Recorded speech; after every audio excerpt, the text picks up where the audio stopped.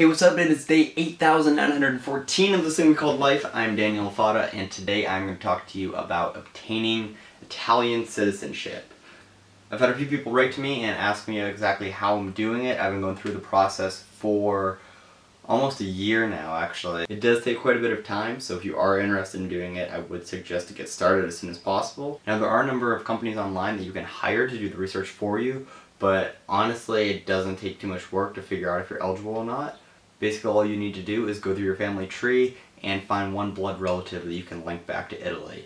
After that, it's just a matter of obtaining certain dates. So the key ones are the date they were born and the date they became a naturalized citizen. I'll use myself as an example. My grandfather, he was born in Sicily, and then he came over to America and started having a family. Now, it takes 5 years to become a naturalized citizen. Within those 5 years, my dad was born. Therefore, my dad was born when my grandfather was only an Italian citizen. He wasn't an American yet. So that's basically how the Italian citizenship got transferred through my dad, through me.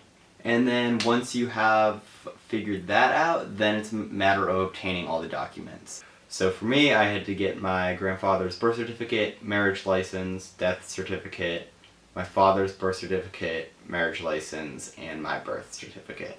Now, the American documents are pretty easy to get. All you have to do is go to the public records office, show them your information, tell them what you're doing. They'll have, the birth certificates, death certificates within like an hour. If you do need to get some documents from Italy, then I would recommend hiring a company to do it for you. I had to get my grandfather's birth certificate and marriage license from Sicily, and that definitely takes some time because the Italian government is very, very, very slow. It took 3 months for me to get 2 sheets of paper from them. I actually ended up hiring a website called My Italian Family. It cost me $50 per page, but it was great because they write the letter in Italian and send it off to the town hall for you. It works out well if you don't speak the language. So the next step would be to get what's called an apostille seal. This step is pretty much BS, to be honest. You already got the documents from the government. They're obviously birth certificates from the US government, but you have to mail them to your state office. So for me, I had to mail them to Harrisburg, and basically some guy gets them, takes a look at the document, and he's like, looks legit, it'll be $15 per page. And then they hand you this, which has a seal on it that's basically saying the American document that you got is in fact a real American document.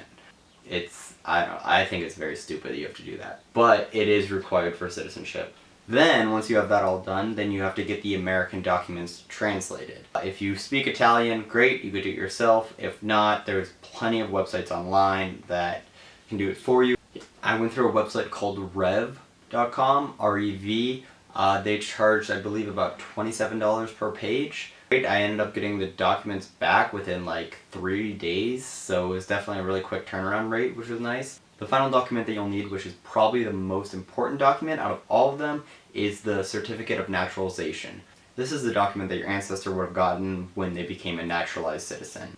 And this is actually the only document that you will not need to get translated into Italian.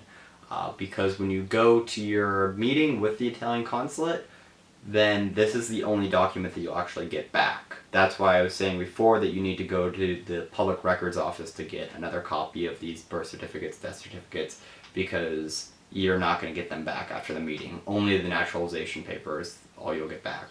And as far as the meeting goes, this step can actually probably be done first.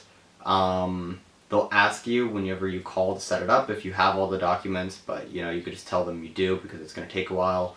And they are extremely booked. I scheduled my appointment in February of 2015, and the appointment that I got was January of 2016. So I will be going to that in a few months. And when I talked to the Italian consulate, he told me that I will need to bring with me my passport and a driver's license of that state. And then he will send all the information to Italy to be processed. And then you guys meet, you sign some documents together, take a picture together. When I was on the phone with him, he told me that he's like, well, he's like, you know, if you happen to be in Italy a few months after I send it, he's like, just like, you know, stop by the town hall and remind them to process it, because, you know, sometimes they forget. So, you know, that's just a little bit of info to gauge just how slow the Italian government actually is. So then, once they finally do process it, it should only be like 3 or 4 months after that that you will get your Italian passport. And after that, you're pretty much free and clear. You can live and work anywhere in the EU. Thanks for watching. If you have any questions, feel free to comment below. Feel free to subscribe. Follow me on Facebook, Instagram, Twitter, all that fun stuff. And till next time, have a great day. Bye!